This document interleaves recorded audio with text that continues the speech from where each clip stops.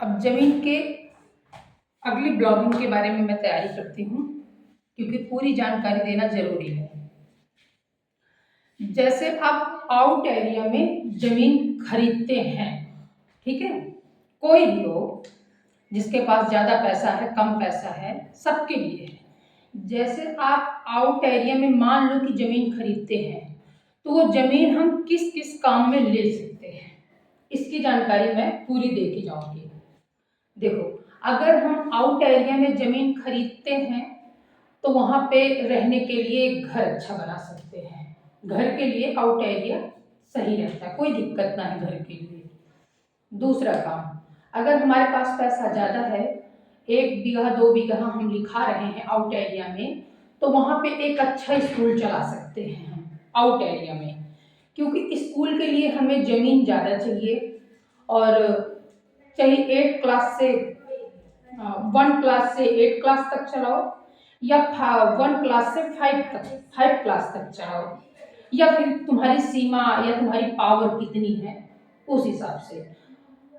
Out area में आप घर बना सकते हैं, आउट एरिया में आप स्कूल चला सकते हैं, क्योंकि स्कूल के लिए अच्छा गार्डन होना चाहिए, थोड़ा ज़मीन ज़्यादा होना चाहिए, बच्चों को खेलने बैठने के लिए थोड़ी जगह चाहिए, थोड़ा बाउंड्री अच्छी होनी चाहिए ताकि बच्चे हमारे स्कूल के अंदर रहें।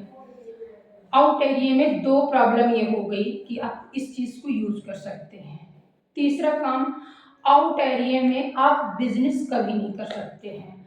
आउट एरिया में एक नॉर्मल लास्ट चारा है कि जैसे आप किराए की दुकान कर सकते हैं, ठीक है, जैसे दूध घी चावल आटा जो भी है, गांव के आदमी यही सब खरीदते हैं। आउट एरिया में आप एक किराने की दुकान कर सकते हैं।